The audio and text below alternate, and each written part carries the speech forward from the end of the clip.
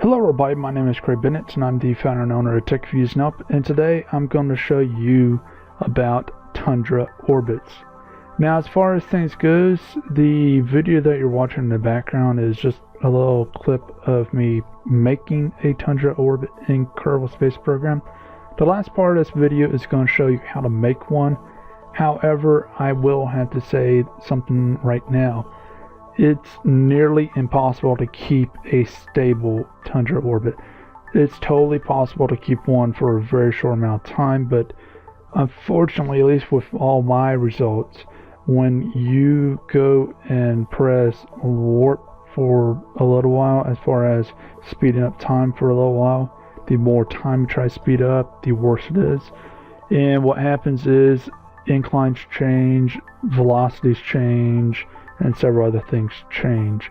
This means when your velocity changes, if you speed up, you can go in a higher orbit or you can go in a lower orbit, depending on if it's on the apogee or perigee side. If you slow down, you can be deorbiting. Your incline changes, you're not in a Tundra orbit anymore. I mean, there's many problems with that, and I've had it where I had something at 90 degrees in the inclination, and it goes automatically to a 45 when I had the game speed up. So I'm not really going to show too much in the game, but I will show you a couple things. But as far as putting it up into a Tundra orbit, I'm going to definitely show you that. Now, as far as things goes, as you see here, I was requested this by someone in Kerbal Space Program's forums. I normally don't show this off, but there is something I wanted to mention right here. The person said that they read the wiki on Tundra Orbits, and they found that you can cover a whole planet with 4 comm satellites or communication satellites. This is not really true at all. And I'm not trying to point this out against them. I want to point this out against, as far as this will only be true if the planet or body, being a moon or you or whatever, is small enough. So that's something to keep in mind. You can, if a planet or let's say a body is small enough, in fact it's probably not even a moon at that point, if it's small enough, you can actually have 2 satellites orbiting. That's interesting. But as far as things goes, I'm assuming that they're talking about Surrey Radio. They're the only company I've known of to ever use a Tundra orbit. Now, this being said, let's take a look at a wiki, and I've actually looked at this real quick since they mentioned that, and they're right, it does not show nothing, unfortunately. If it does show this part that I'm going to talk about, then sorry, I really didn't see it in here. But Tundra orbits were developed, at least the technique was developed by the Russians. Now, commercially wise, Surrey Satellite Radio is the first to actually use this for their satellite.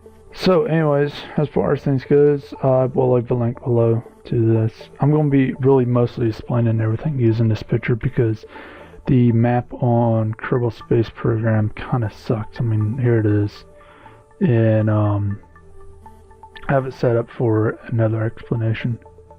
As far as this goes, this is a eccentric orbit, as far as what I call eccentric Tundra orbit.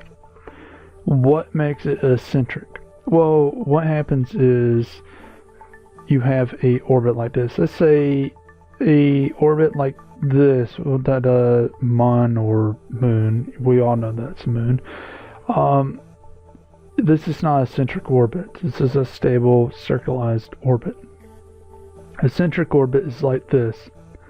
What happens is once something has a orbit where one part of it is very close to whatever it's orbiting, and the other part is kind of far away. You have where the furthest point away, it slows down, as you see, slow, and around here it just starts speeding up, as you see, speeding up, speed, and then again slowing down. That's what happens. That's the very important thing I want to point out. As you can see here on this map, you can see it zoom past there, slowing down, very slow, coming back up, and it should start speeding and zooms past and goes back down. It's a very easy, and in fact that's a very useful orbit, the eccentric orbits. I'm not really going to get too deep into those because, to be honest, it's more of a, at least for me, it's more of a common one to see. And if you have any questions, any particular questions on it, not on how you make it, because let's put it this way, if you got to learn how to make one, you need to take a look at my previous video on orbits and whatnot. I'll leave a link below talking about eccentric orbits and whatnot. So if you don't really know it, and if you want to know a specific part in eccentric orbits, let me know and I'll try to help you out, or I'll try to guide you somewhere if I can't make a full video out of it. So what happens here? You may guess this is the slowest part. No, this is the slowest part. So what happens with stereo radios? They have 3 radios in their orbits at any given time, and I'll get into the 4 radio thing in a second.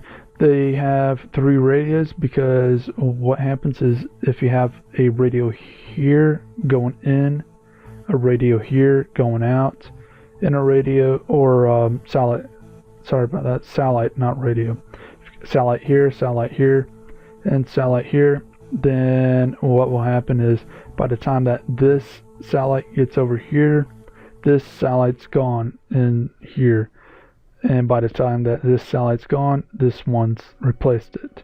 By the time that this satellite is over here, this one that's was over in this area is over here. So as one comes in, one leaves. So you always have something in this area, and that's very important to note, because in this area you don't always have something. That's very important to note. It's a high possibility you might not have something in that area at this given time if this orbit was true. Now, why is that important? Well, one of the first reasons why someone would want a Tundra orbit over a geostationary orbit is use less satellites to cover more area. Now, what do I mean by that? If you take a look at Japan, I hope that's Japan. If it's not, I'm sorry. But if you take a look at this area, they're saying it's Japan. Japan's famous for its mountains and trees and whatnot. Satellites are horrible for piercing through mountains, trees, and whatnot. So if you have a satellite beamed up, coming in as one comes out, what happens is you have, say, like a Surrey central radio thing, beams its music from here to satellite A and satellite B. And what happens is, say there's a mountain range right here, satellite A hits this side of it, satellite B hits the other side of it. It's pretty simple. Given that these orbits are very slow, that means that you don't have signal loss as much. When you're sitting in the same place and dealing with a Siri satellite radio, and the thing loses signal for a short time, it's because it's going from one satellite to the next. And that's because the satellite's moving. It's a very slow thing. So it doesn't happen that often where you lose a little bit signal, but it is possible, and it happens less in this than a geostationary. Now, let's cover why, and I know I skipped over a bunch of things, and I'll leave a link to the forum page. Let me get over the 3 reasons why you would want a Tundra orbit over a geostationary. The first reason is, again, you cover more area, as we talked about. The second area is there isn't too many geostationary orbits. This is very important because, well, let's put it in all honesty. If you're in front of a shop and there's all the spaces are taken up, what are you gonna do? Park on top of an air car? Literally? That ain't happening. So now let's go into the third reason. Well, there's the cost. It's possible, I don't know for a fact, and I don't really think it is cheaper to put one in a Tundra Orbits. It might be better because you don't have to worry about the space debris. There's that as an advantage. And there's a lot of space debris from all satellites screwing up and hitting each other and just floating there and whatnot. In fact, it's been said multiple times, whoever figures out how to A, refill satellites, because that's the reason why most satellites die out, and B, get the satellites dead, uses satellites and junk, will be the richest person on Earth. So there's a lot of space junk, and this could probably get you out of that area. I don't really know where all the space junk is, and let's just assume that. As far as the cost, there's permits. To put something in space, and this is the United States side, you gotta have permits. You gotta have permits for a rocket, you gotta have permits for the fuel, you gotta have permits for where is it gonna go in space. You gotta have a bunch of things. So there's, in fact, it's basically the government doing 2 things. First off, collecting money for putting things in space. The second, and more importantly, they're making sure that 2 things are not going to happen. First, that this will interfere with military satellites, spy satellites, weather satellites, research satellites, and so on. You don't want to interfere with that. Those are government satellites. Most of them are so important because if the weather satellite doesn't work for one reason or another for a couple of days, that could be life and death for many people. Same thing goes with spy satellites, research satellites, and whatnot. But as far as the second reason is to keep satellites from colliding with one another. Now this does happen once in a while, and it is a very bad thing. Because what happens when something collides with something else in space? Let's talk about satellites wise. What happens is, first thing is they break. Let's say nuts and bolts and whatnot fly out. Now, you have things in a orbit because it doesn't just, fall to the Earth and like, a plate in the ground and it stays on the ground. No, it's in orbit. Now that's more stuff you got to look out for. So what happens is you have things with different mass, most likely different velocities. That means that things will come either faster or slower, and you got to track multiple things. You got to track each nut, you got to track each bolt, you got to track each little sliver of metal that fell off. And here's the very important reason why. And an actual real world example. One of the orbiter missions, orbiter is the plane thing. I don't have a public domain picture of it, but it's basically the manned space flight that used to go up, the plane looking thing that used to go up until a certain individual shut down the manned space flight and had no plans of replacing it with something useful.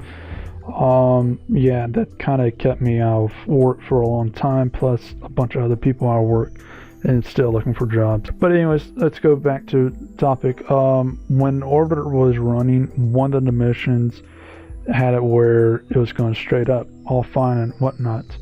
when it was either a spacewalk or when the orbiter came back.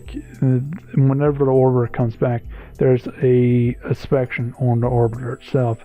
They have to take off tiles, put on new tiles, clean things, make sure everything is just almost like brand new, and they have to inspect everything, the windshield, everything. So it's basically like you basically made a brand new thing. Just the whole of it is the same, and some of the other things are not going to be touched. The windshield, the windshield is pretty thick. I don't know the exact, but it's pretty thick. A quarter of the windshield thickness was taken out, and what they found the cause of it was like a hole, and it had a little bit to go, quite a bit to go before it breached inside. But what it was is a paint chip. Literally, a paint chip floating in space from one of the previous missions hit the windshield and took out a huge chunk. This is ordinary paint chip, like a paint chip that falls off your wall or something. That's pretty bad. Now, this stuff on Mythbusters where a card can't kill you and whatnot, bullcrap. A paint chip that causes that, a car could definitely kill you if you go at high enough speeds. So that's very important to note, because you don't want nuts and bolts to go through a windshield, because that can easily happen. Now, as far as that goes, that's pretty much all I got on Tundra Orbits. I put some different information on the forums. As far as things on here, I'm going to show you how to actually get in a Tundra Orbits in Kerbal Space Program. Again, Kerbal Space Program is in the beta phase right now, and the fact is Tundra Orbits and other orbits are not stable, at least yet. Basic orbits seem to be alright, but these more so advanced orbits are not stable. Also, with Tundra Orbits, I honestly cannot think of an actual good reason why you'll have it over geostationary. For Kerbal Space Program, you kind of have no choice, because there is no geostationary, unless if you go on this line, and to be honest, it's kind of far. So I don't know. I honestly, it's bugging me, because I cannot think of a way to say it is important, because in all honesty, it's just not important. So if you know of a way and know why it's important, an actual good way of using it, and why exactly Siri chose to use it, please leave it in a comment. But anyways, it's been Craig Bennett, the founder and owner of TechFuse and Help. The rest of this is going to show you the how to actually get into orbit, get into the correct orbit, and to get into a Tundra orbit. Keep in mind, I use autopilot stuff. I'm going to speed it up quite a bit, and if you got any questions during this video or anything else, then feel free to leave it in the comment section below, and I will help you out. Also, keep in mind, if you want to put your Tundra orbit over a given area, say for example, if you come out and have your Tundra orbit over the Kerbal Space Center, and you want it really over on the air side of the world, just have your incline at 0, travel to wherever you want it, and then turn your incline to 63 degrees, and that way you can get the Tundra orbit where you want. That's the only thing I didn't show. I showed you going straight from the center to a Tundra orbit. So anyways, the rest of this video is just pretty much the ambient music playing in the background, which was from Audio Micro, and please check them out. Again, if you got any questions, you know where to get me. Have a good day.